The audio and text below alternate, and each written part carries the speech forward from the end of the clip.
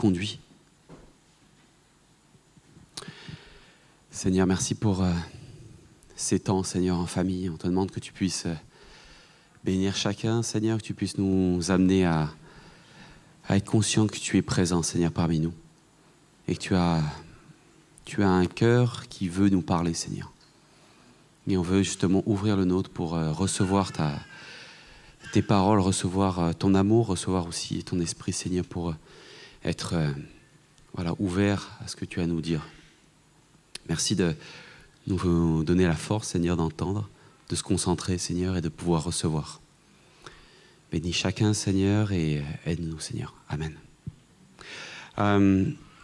J'aurais souhaité faire assez court. Je ne sais pas si je le dis à chaque fois, mais presque. En Matthieu 5, on va lire quelques versets, les premiers versets de Matthieu 5. Pour que ceux qui savent, c'est donc les béatitudes. C'est un passage que j'aime bien. Je relisais il n'y a pas longtemps. Et je vais m'arrêter sur un verset, mais je vais vous lire les premiers du chapitre 5. Voyant la foule, Jésus monta sur la montagne. Il s'assit et ses disciples s'approchèrent de lui. Puis il ouvrit la bouche et se mit à les enseigner. Heureux les pauvres en esprit, car le royaume des cieux est à eux. Heureux ceux qui pleurent, car ils seront consolés. Heureux ceux qui sont doux, car ils hériteront la terre.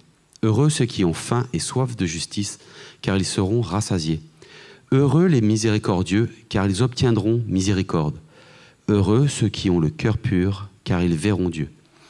Heureux ceux qui procurent la paix, car ils seront appelés fils de Dieu. Je vais m'arrêter là. Et juste une petite pensée sur le verset 3. Je m'étais arrêté parce que je pense que je ne m'étais jamais forcément plus posé la question quand Jésus dit « Heureux les pauvres en esprit ». Et les pauvres en esprit, qu'est-ce que ça veut dire? Parce que sorti comme ça, si vous dites « Tiens, toi, tu es un pauvre en esprit, excusez-moi », on peut prendre ça comme une insulte. Je ne sais pas vous, non, peut-être pas, je ne sais pas, bon, d'accord. Moi, ça résonnait comme, excusez-moi du terme, mais comme si Dieu disait les stupides, ceux qui n'ont pas d'intelligence, ceux qui n'ont pas de raisonnement, ou qui au niveau mental ont des carences pour le moins. Mais en fait, c'est pas du tout ça.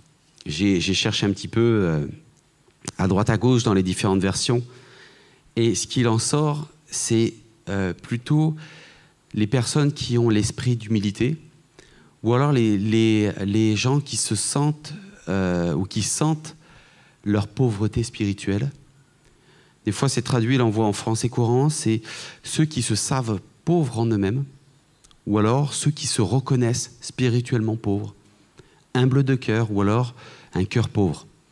Et là, c'est pas tout à fait la même chose. Ça parle pas d'une éventuelle stupidité ou quoi que ce soit. C'est parce que Jésus nous encouragerait à trouver comme bon, mais c'est en fait ceux qui sont humbles au niveau spirituel, qui se sentent pauvres dans leur esprit, qui voient un manquement, et je sais que j'en avais parlé il n'y a pas très longtemps, ceux qui se sentent pauvres.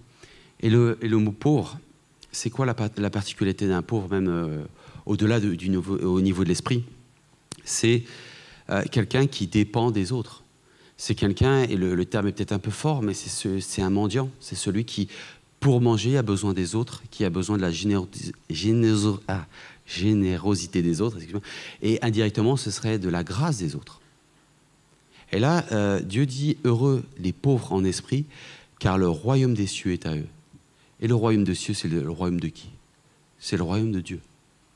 Et c'est Dieu, justement, qui fait grâce, excusez-moi, je vais y arriver, qui fait grâce, justement, aux pauvres, aux mendiants.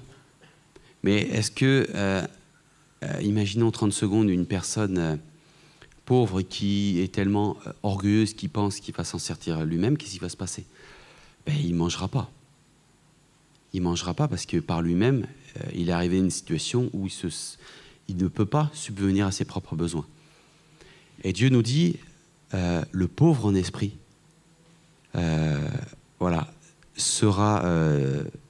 aura pour royaume celui des cieux. Et c'est justement quelque chose qui est intéressant, c'est de s'imaginer en fait que Dieu nous nourrit. C'est Dieu lui-même qui nous nourrit. Ça me rappelle un exemple de relation particulière. Je pense à ma grande fille, où en fait, elle a l'âge de pouvoir manger toute seule, mais ça arrive parfois qu'on lui donne encore le repas, c'est-à-dire qu'on la nourrisse encore. Et c'est vrai que c'est des temps particuliers, on peut se demander mais pourquoi elle fait ça? Pourquoi elle demande alors qu'elle est très capable de pouvoir se nourrir tout seule? Mais c'est parce que dans ces moments-là, il y a vraiment une relation particulière. Et je pense qu'on peut s'imaginer ce que Dieu nous donne ou comment Dieu nous nourrit de la même manière. Je pensais aussi aux mamans qui allaitent. J'ai eu le témoignage de certaines mamans qui témoignaient justement de ces moments où ils allaitent leurs petits, mais c'est des moments merveilleux. Il y a une proximité énorme, il y a vraiment cette relation, on a l'impression de donner quelque chose à son enfant et que l'enfant il est là à être dépendant de la maman.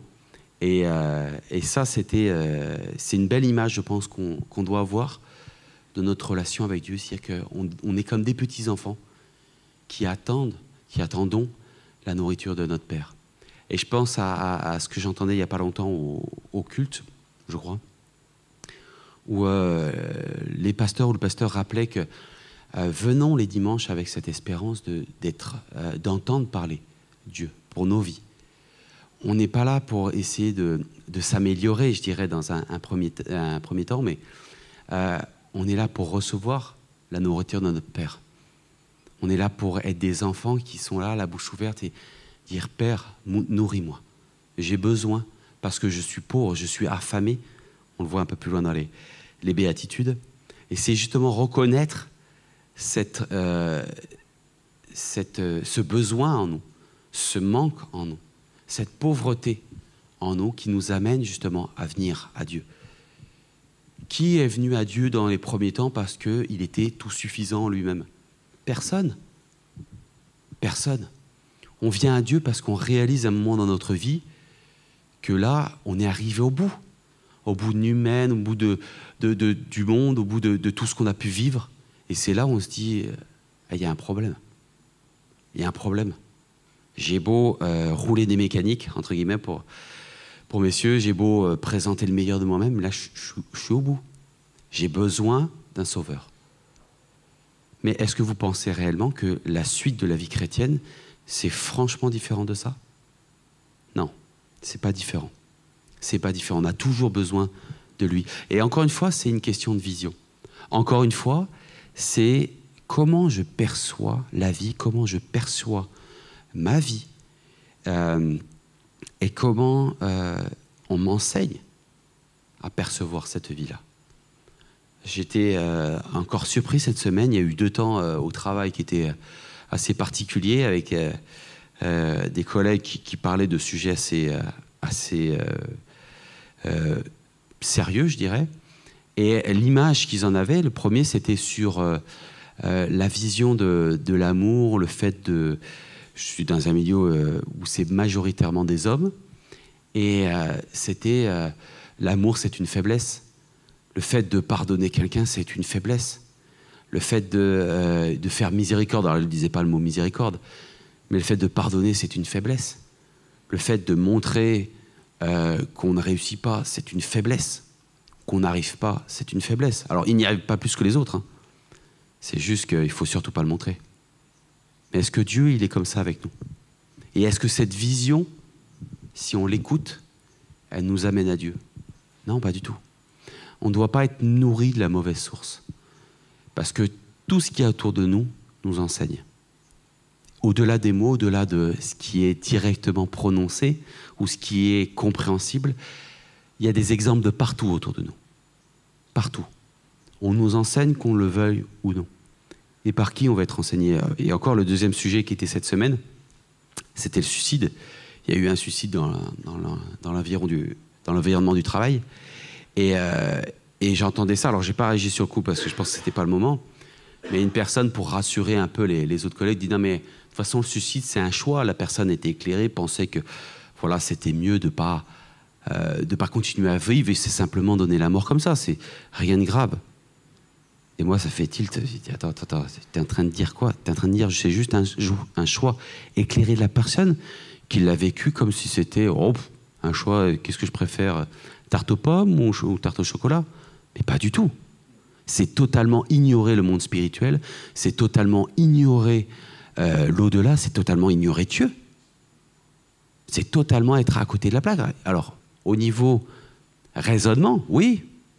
Humainement, oui, on peut s'arrêter là-dessus. C'était pas totalement débile de dire ça. Excusez-moi pour le terme. Mais est-ce que c'était pas une vision totalement fausse? Alors c'est pour ça, voilà. Je vous disais ça, c'est que on doit venir à Dieu pour être nourri. Et on doit s'attendre à être nourri par Dieu. C'est le fait d'ignorer la nourriture de Dieu, d'ignorer ce que Dieu a à nous proposer, c'est automatiquement se construire un royaume sur terre. Le monde va nous amener à créer notre propre royaume sur terre. Et là, c'est voué à l'échec. Il y aurait plein d'exemples, j'ai noté quelques autres exemples, mais notre royaume, il est des cieux, il est céleste. Donc, moi, c'est ce que je veux entendre ce matin. C'est qu'est-ce que Dieu a à me dire ce matin pour moi? Est-ce qu'il y a un mot, est-ce qu'il y a une chose qui pourrait changer ma vie ce matin? Amen.